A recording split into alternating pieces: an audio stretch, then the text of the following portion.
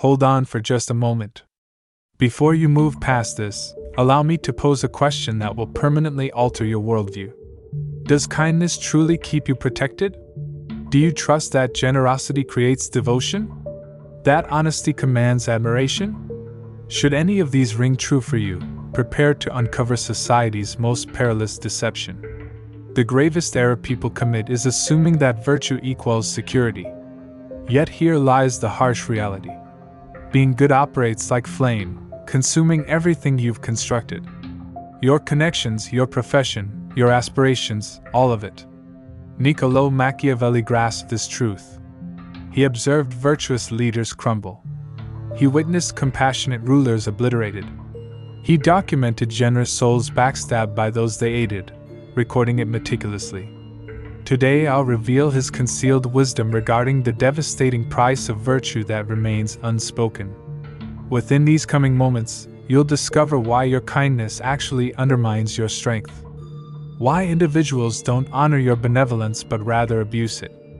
And critically, how to convert goodness from your primary vulnerability into your supreme advantage. However, let me clarify immediately. I'm not advocating evil. I'm not suggesting harm. What I'm demonstrating is strategic virtue versus blind virtue. Because reality dictates that in a realm populated by predators, acting like prey ensures destruction. Now I need you to declare this commitment in the comments. I embrace calculated goodness. Starting immediately, everything shifts. You'll cease using kindness recklessly. You'll deploy it with intention. Throughout this presentation, we'll expose why virtue doesn't invariably shield you. Actually, it frequently demolishes you. And we'll examine precisely how to transform it into authentic power. Let's begin with the initial shocking revelation. Number 1. Vulnerability through virtue. Consider the most benevolent individual in your circle. Now contemplate this. Are they genuinely respected or merely the person everyone contacts when requiring assistance? The reality is that demonstrating consistent kindness renders you exposed rather than protected. When you maintain unwavering benevolence, people perceive you as foreseeable. They recognize you won't retaliate. They understand you won't refuse. They know manipulation works because you're excessively accommodating to resist.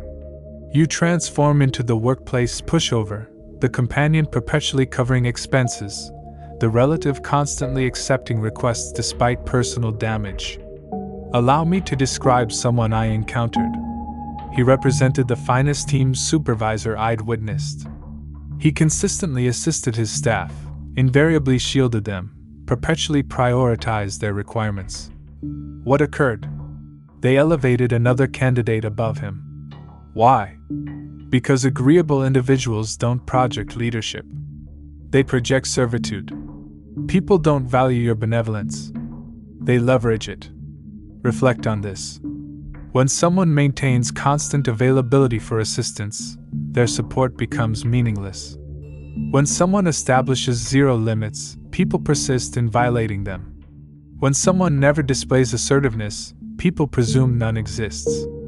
Your kindness transforms into weakness because it broadcasts to the world that exploitation is possible. Machiavelli observed that the lion lacks protection against snares while the fox cannot withstand wolves. Therefore, one must embody the fox to identify snares and the lion to intimidate wolves. You've attempted surviving as prey among predators, and that precisely explains your repeated suffering. Declare this commitment in the comments. I safeguard my vitality. Number 2. The giving paradox. Here's something that will astonish you. The more you provide to individuals, the less they value it. I recognize that seems contradictory, but consider this carefully. Generosity generates immediate praise. People applaud you. They express admiration. They broadcast your magnificence. It feels incredible, doesn't it? However, gradually something disturbing manifests. Your generosity cultivates reliance, presumption, and ultimately bitterness. Let me clarify why. When you assist someone initially, they feel grateful.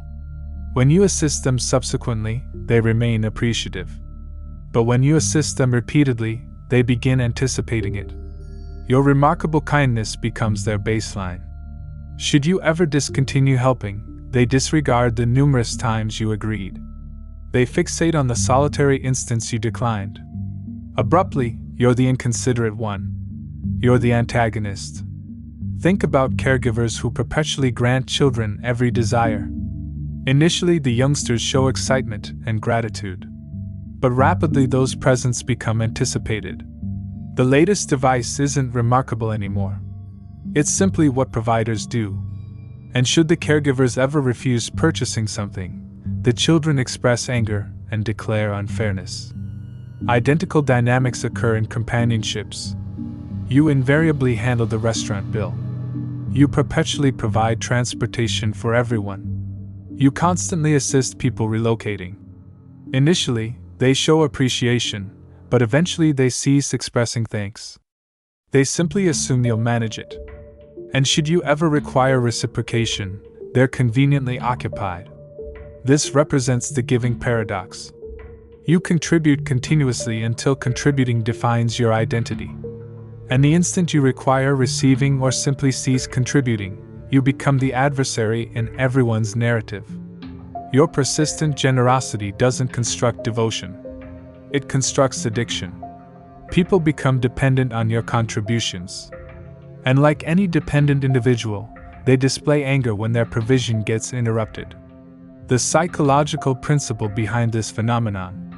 Humans possess something termed hedonic adaptation. We acclimate to positive circumstances rapidly. What previously felt remarkable becomes ordinary. What previously felt generous becomes anticipated. Consequently, your repeated benevolent actions actually diminish their impact progressively. They become invisible. People cease noticing them because they're so commonplace. But your singular act of declining, that emerges like a warning signal. That's what they retain. That's what they concentrate on. That's what they protest. This manifests everywhere. At work, should you invariably remain late, remaining late becomes your standard. Nobody celebrates it further. But depart punctually once and suddenly you're uncommitted. In connections, should you perpetually compromise becomes anticipated. But maintain your position once and you're being challenging. Machiavelli stated that benefits should be distributed gradually, and thereby they will taste superior. The man comprehended something most people never grasp. Scarcity generates worth. Abundance eliminates it. Declare this commitment in the comments. I contribute strategically. Number 3. The Virtue Facade. Here's a reality that might create discomfort. Society trusts appearances rather than authenticity. People don't evaluate whether you're genuinely virtuous. They evaluate whether you appear virtuous. They don't assess your intentions. They assess your presentation. This means that maintaining power and admiration requires wearing the facade of goodness while retaining control underneath. Examine the most accomplished individuals you recognize. Do you believe they achieve success by demonstrating genuine kindness to everyone? Negative. They achieve success by being intelligent regarding when, how, and to whom they display their goodness. They smile publicly and execute difficult determinations privately. They demonstrate clemency when it benefits them and demonstrate strength when required. They comprehend that the appearance of virtue exceeds virtue itself. This isn't regarding being fraudulent. This is regarding being tactical. Contemplate it this way. A physician might require cutting you open to preserve your existence. Is the physician being harsh? Negative. The physician is performing what requires completion, even if it generates temporary discomfort. Authentic leaders comprehend that sometimes being genuinely virtuous means appearing temporarily harsh. Sometimes assisting someone means declining them. Sometimes safeguarding your team means executing unpopular determinations. The virtue facade isn't regarding deception. It's regarding timing. It's regarding recognizing when to display your compassionate aspect and when to display your steel. Most people reverse this. They display their vulnerability to adversaries and their strength to allies. Intelligent people execute the opposite. Machiavelli stated that everyone observes what you appear to be while few experience what you genuinely are. He comprehended that perception constructs reality. If people perceive you as vulnerable, you become vulnerable. If they perceive you as powerful, you become powerful. I need you to declare this commitment in the comments. I regulate my presentation. Number 4. Resource economics. Every single action you execute carries expense. Every accommodation you grant. Every occasion you agree when desiring to decline. Every instant you allocate assisting others instead of constructing yourself. Most virtuous people never contemplate this. They contribute continuously until possessing nothing remaining. Then they question why they feel depleted, resentful, and exploited. Here's what requires comprehension. Your time, vitality, and resources are limited. When you expend them on others, you possess less for yourself. This isn't egotistical to acknowledge. It's mathematical. Boundless kindness depletes your capacity. And when you're depleted, you cannot assist anyone, including yourself. Contemplate airplane safety protocols. They instruct you to secure your oxygen mask initially, then assist others. Why? Because should you lose consciousness attempting to assist someone else initially, now 2 people require rescue instead of 1. Existence operates identically. Should you exhaust yourself assisting others, you transform into someone requiring assistance. Now you're a burden instead of an asset.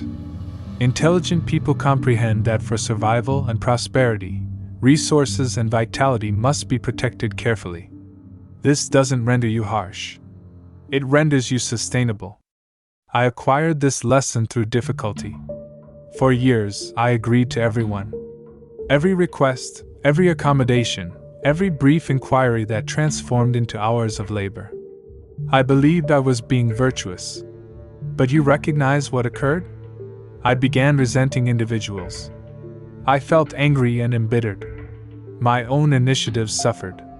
My own aspirations got postponed. And ironically, I became less capable of assisting the people who genuinely required it. That's when I recognized something crucial. Agreeing to everyone means declining yourself. And when you abandon yourself, you eventually abandon everyone else too. The most generous individuals in history weren't those who agreed to everything. They were those who declined to most situations so they could agree to the appropriate situations in a significant way. Machiavelli stated that he who desires obedience must comprehend how to command. You cannot command others if you cannot command your own time, vitality, and resources. You cannot guide others if you cannot guide yourself. Now, I need you to declare this commitment in the comments. I protect my resources. Number 5. Tactical virtue deployment. I'm not instructing you to become callous. I'm not suggesting mercy, honesty, and generosity should be discarded. What I'm conveying is this. These virtues must be deployed like instruments precisely at the optimal moment for maximum impact. A blade resting on a shelf doesn't protect anyone. But a blade in the grasp of a capable warrior at the appropriate instant can preserve a kingdom. Your goodness should function identically. When you assist someone, it should be deliberate. When you demonstrate mercy, it should be tactical. When you're generous, it should generate the outcome you desire. Let me provide an illustration. Instead of assisting everyone minimally, assist the appropriate people substantially. Instead of being pleasant to everyone, be remarkably kind to those who matter. Instead of agreeing to everything, agree powerfully to the situations that align with your objectives. This approach accomplishes 3 things. First, your assistance becomes more valuable because it's scarce. Second, you actually generate larger positive impacts because you're concentrated. Third, people respect you more because you're selective. Contemplate the most admired leaders in history. Martin Luther King Jr. wasn't gentle with injustice. He confronted it powerfully. Mother Teresa didn't assist everyone globally. She concentrated intensely on the most destitute. They were all virtuous people, but they were tactically virtuous. They deployed their virtue as an instrument to generate change, not as a method to be appreciated by everyone. How you accomplish this in actual existence? Before you agree to any request, ask yourself 3 questions. Does this align with my values and objectives? Can I accomplish this without depleting myself? Will this person appreciate and respect what I'm doing? If the answer to any of these is negative, you don't simply decline. You decline kindly but firmly. When you do agree, you do it completely. You contribute your optimal effort. You generate authentic worth. You create meaningful difference. This way, your agreements matter. Your assistance is retained. Your generosity generates devotion instead of presumption. Machiavelli stated that the promise given was a necessity of the past while the word broken is a necessity of the present. What he intended is this. Sometimes maintaining your word to one person means breaking your word to another. Sometimes being virtuous to your family means being firm with your colleagues. Sometimes protecting your aspirations means disappointing people who desire to utilize your time. Tactical virtue isn't regarding being egotistical. It's regarding being effective. Declare this commitment in the comments. I select effective kindness. Number 6. Gratitude's fleeting nature. Here's something that will transform how you perceive human nature permanently. Gratitude is temporary. I recognize this might hurt to acknowledge, but it's accurate. The accommodations you execute for people, the assistance you provide, the sacrifices you make, they possess an expiration date in people's recollections. Repeated accommodations cease feeling like presents and transform into obligations. What commences as thank you so much becomes you should accomplish this becomes why didn't you accomplish this? You assist your neighbor relocating. They're tremendously grateful. You assist them relocating again 6 months subsequently. Still appreciative but less enthusiastic. You assist them a 3rd occasion. Now they simply anticipate it. The 4th occasion they require relocation. They don't even request. They simply presume you'll assist. And should you be unable, suddenly you're the antagonist. This is human psychology. We acclimate to favorable treatment. We accept it as granted. We commence perceiving remarkable kindness as ordinary treatment. Ultimately, people retain the advantage they obtained from you, not the kindness you demonstrated them. This pattern repeats everywhere in connections, workplaces, companionships, and families. The person who invariably agrees transforms into the person everyone anticipates will agree. The dependable assistant transforms into the automatic selection for every problem. And when that person finally establishes a boundary or declines, they're treated as if they've violated everyone's confidence.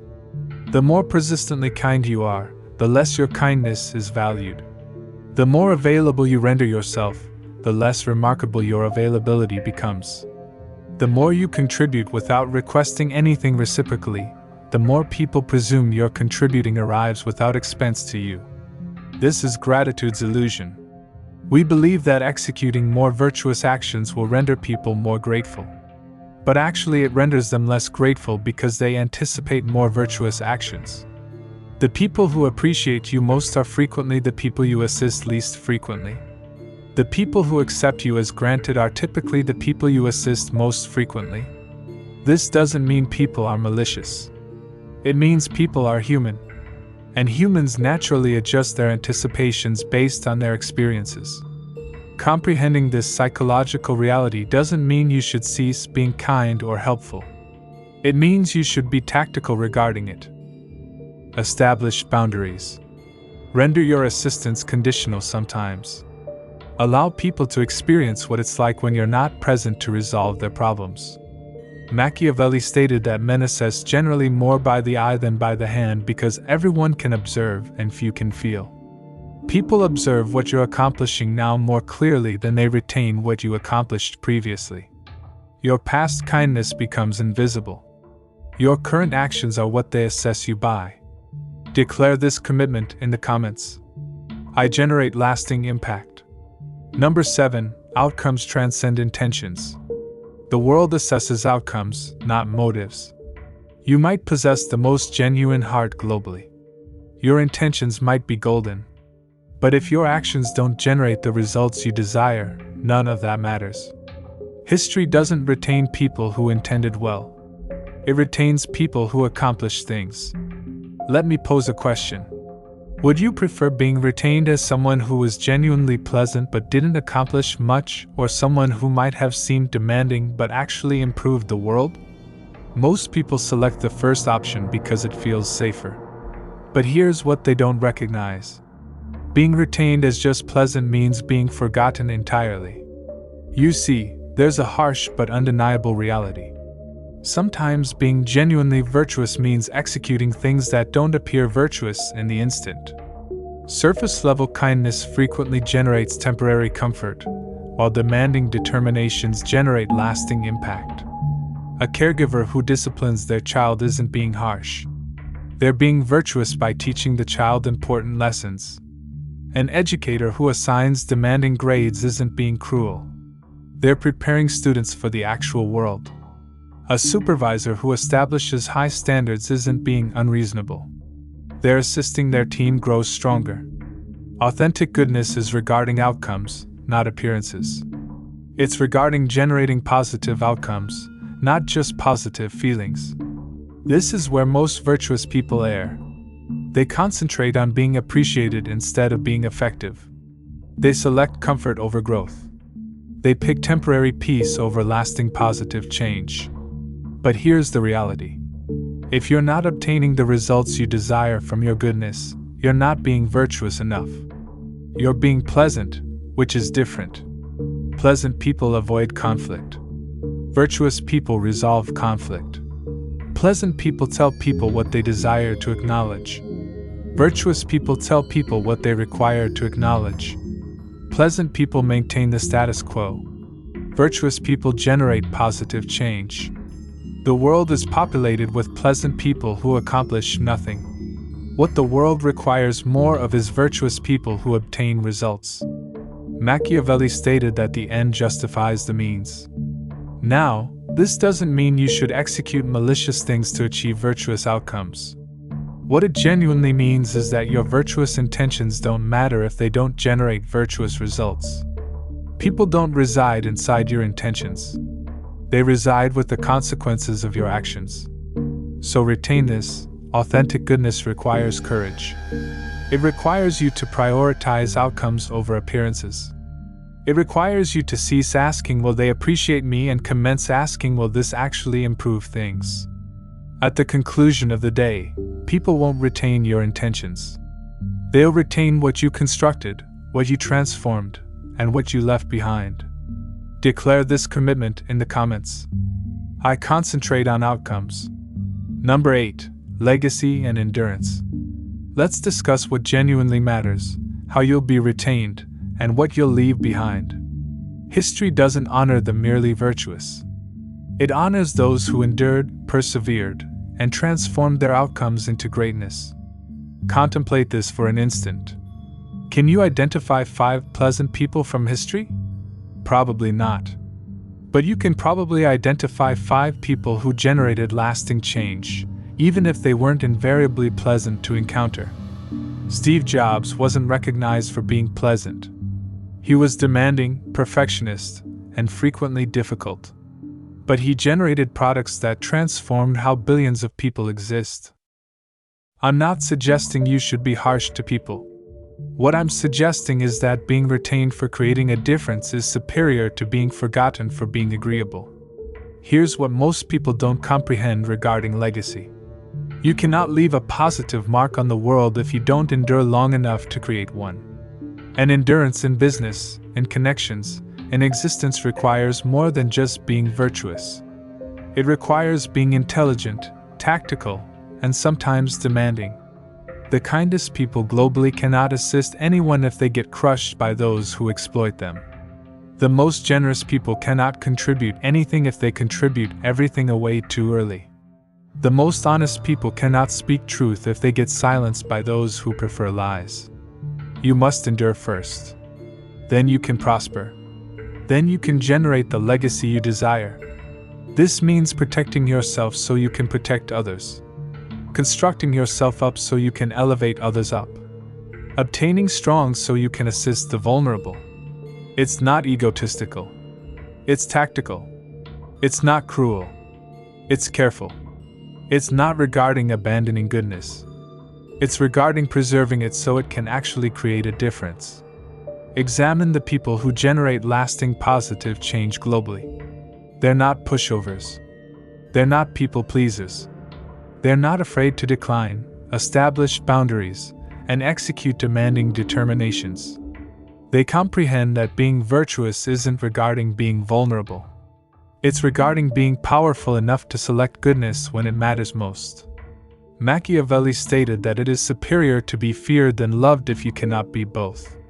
What he genuinely intended is this: admiration matters more than affection. Impact matters more than popularity. Results matter more than feelings. You don't must select between being virtuous and being powerful. You can be both. You should be both. But if you must select strength initially, because strength provides you the power to be virtuous when it counts. Vulnerability just renders you a victim, even with the optimal intentions. We've covered substantial territory today. But let me leave you with the most important lesson of all. Goodness without tactics is the most perilous trap you can encounter. It renders you exposed to those who would exploit you. It depletes your resources until you possess nothing remaining to contribute. It generates anticipations you cannot sustain, and ultimately it prevents you from generating the positive impact you genuinely desire to create. But goodness with tactics that transforms into a weapon of endurance and influence. It transforms into an instrument for generating authentic change. It transforms into the foundation for an existence and legacy that actually matters. You now recognize the shocking expense of blind goodness. You comprehend why generosity can trap you, why gratitude fades, and why virtuous intentions without virtuous results are meaningless. More importantly, you recognize how to transform your goodness from a vulnerability into a strength, how to be kind tactically, how to assist effectively, how to generate outcomes that matter. Before you depart this video, I desire you to execute a determination. Are you going to persist being virtuous in the previous way blindly without boundaries until it destroys you? Or are you going to commence being virtuous in the new way tactically, effectively, powerfully? So, here's the authentic question, and this is what will determine your future. Will you allow goodness to undermine you, or will you master it and transform it into power? The selection is yours. But now you possess the knowledge to select wisely. If this video opened your eyes to something new, hit that like button. If you desire more truth that challenges how you perceive the world, subscribe to this channel and ring the notification bell. And if you recognize someone who requires to acknowledge this message, share this video with them. Your goodness is not your vulnerability. When deployed tactically, it transforms into your greatest strength. Declare this final commitment in the comments. I master tactical goodness. Retain in a world populated by predators. Don't be prey. Be a protector.